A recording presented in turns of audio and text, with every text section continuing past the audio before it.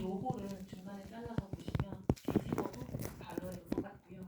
왼쪽을 시작해서 오른쪽에 있으면 똑같은 겁니다. 그래서 문자박물관은 로고는 좀 문자와 같다, 문자 흐름이랑 똑같다. 그래서 좀 열린 마음으로 봤으면 좋겠다 이런 생각도 했었고요. 그래서 그런 것들을 좀 디자인에 당시 반영했던 것 같습니다. 또 문자박물관은 저희는 이제 짧게 모우라고 부르기도 하거든요. 그 메트로폴리탄 박물관을 메트라고 부르고 그 미국 현대미술관 뉴욕에 있는 거 부를 때 모마라고 하잖아요. 그것처럼 좀 현대적으로 부르고 싶은 마음도 있었어요. 그래서 이제 그런 것도 생각을 했었고요. 그리고 아까 여기 문자박물관 같은 경우는 두 가지 전용 서체도 가지고 있습니다. 해체와 각체인데요. 이게 배포돼서 다 함께 쓰는 서체는 아니고 우리 박물관만의 특징을 가져가기 위해서 만들었던 그런 서체입니다. 이렇게 함으로써 박물관만의 정체성을 넣고 싶었고 이런 그 폰트라던가 그 로고 같은 것들은 전시장 곳곳에 들어가 있습니다. 상설 전시 개요인데요. 상설 전시도 그 단순히 그냥 상설 전시가 아니라 이름을 가지고 있습니다. 이름은 문자 문명의 위대한 여정이라는 이름을 가지고 있고요. 아무래도 상설 전시가 그 박물관 문을 여는 동안은 다 계속 똑같이 흘러가는 그런 전시잖아요. 그러다 보니까 박물관 소장품 위주의 전시 구성이 되어 있고요. 그리고 이제 사진에 보시는 것처럼 이제 상설 전시를 대표하는 우리가 소장품들을 살펴보실 수 있습니다. 상설 전시를 준비하면서 이제 어떻게 전시를 만들 것인가에 대해 고민을 했었고요. 5가지 주제를 가지고 목표를 가지고 해보자 라고 해서 상설 전시 같은 경우는 비교 문화의 시각에서 조명을 할 것이다. 그리고 단순한 설명이 아니라 이야기를 가지고 스토리텔링을 해서 가져갈 것이다. 그리고 기존의 박물관들이 단순히 유물을 보여주는 것이라면 새로 생기는 박물관에서는 새로운 형식을 보여줘야 된다. 그래서 미술관 같은 박물관, 작가 작품을 가져와서 같이 보여주는 그런 것을 생각을 했었습니다.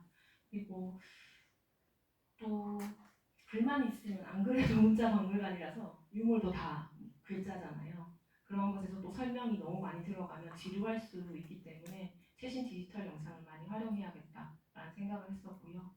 그리고 설계 단계에서부터 장애인들 뿐만 아니라 어린이, 노약자까지 다 함께 같이 갈 수 있는 박물관을 만들고 싶었어요.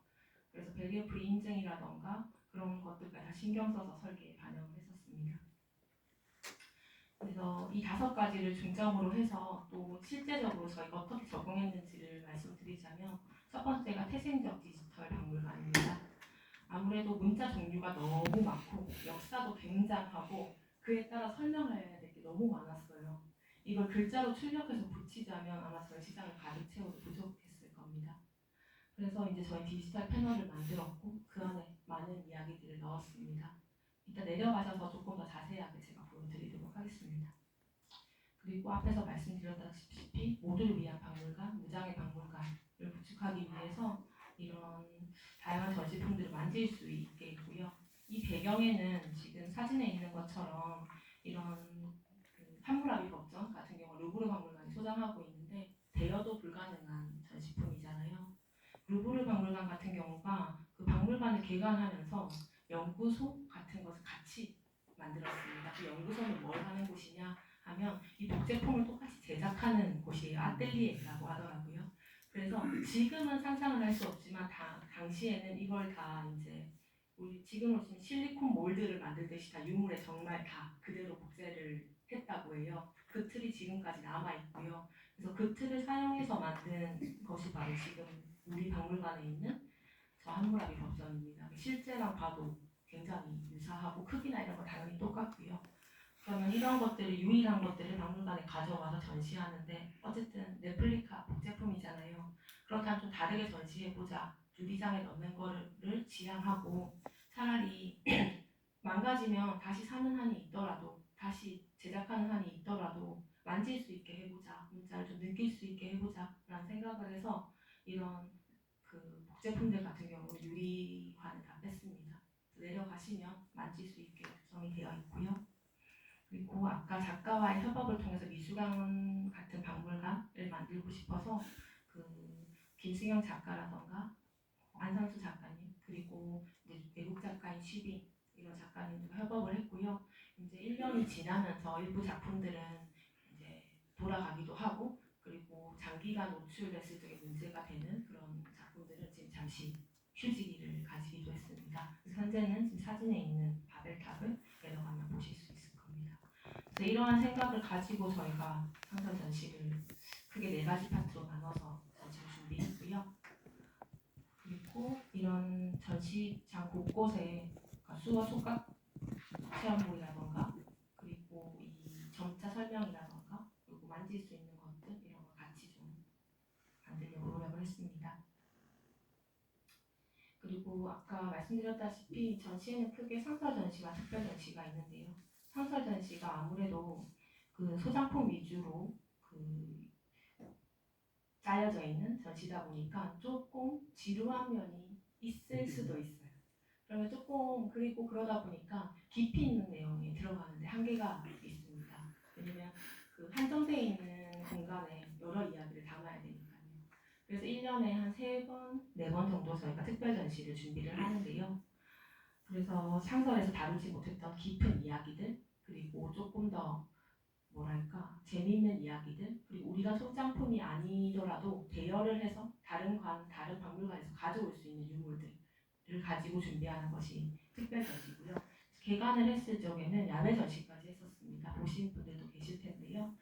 그래서 이 지금 보이시는 3가지 돌이라던가 빛, 물 이렇게 해서 이런 야외 전시를 했었었고요.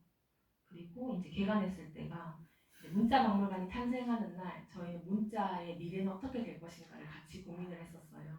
그래서 이 첫 번째 특별 전시가 그 긴글주의 문자의 미래는 이라는 다소 무거웠지만 내용은 굉장히 쉽고 재미있었던 이제 저희가 카카오톡에서 보면 이제 뭐 아침에 일어나서 굿모닝이라는 글자보다 이모티콘 하나 보내고 많이 하잖아요. 그럼 문자는 앞으로 어떻게 될 것인가 이런 것에 대해서 좀 고민해보는 그런 전시였습니다.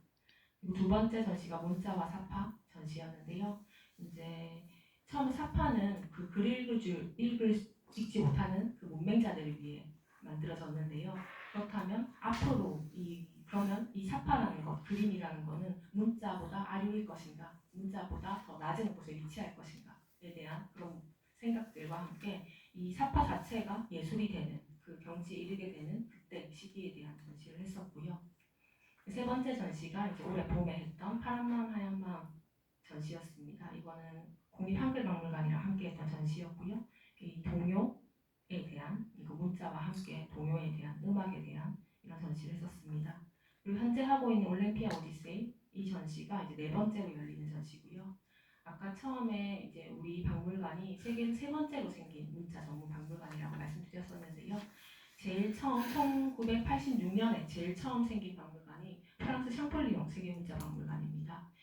이집트 문자를 해독한 샹폴리옹을 기념해서 만든 박물관이고 여기 보이는 이 곳이 샹폴리옹이 살았던 생가예요. 생가를 리모델링해서 박물관을 만들었고요. 그래서 그 박물관이랑 함께 이제 교류 전시를 한 것이 지금 1층에서 열리고 있는 특별 전시입니다. 이렇게 이제 우리 문자박물관은 상설 전시와 특별 전시로 나눠서 전시를 하고 있고 그래서 오늘은 이제 상설 전시실에 함께 내려가서 조금 더 깊은 이야기, 유물 설명보다는 박물관이 만들어지는 과정이라던가 그런 것들 조금 이야기를 드리려고 해요. 왜냐하면 이 박물관이 작년 6월 30일에 개관을 했는데 저는 21년 2월부터 근무를 했었거든요. 저는 당시에 국립한글박물관에 근무를 하고 있었는데 박물관이 새로 지어진다고 하니까 지원 근무를 나오게 됐어요. 그래서 여기에 물이 고이고 포크레인이 3번이 빠졌었거든요. 건설 그거 건립하는 과정에서 이제 그거를 이제 눈으로 보면서 박물관이 지어지는 거를 봐서 약간 저도 박물관에 대한 애정이 남들보다는 좀 많이 깊은 편이에요.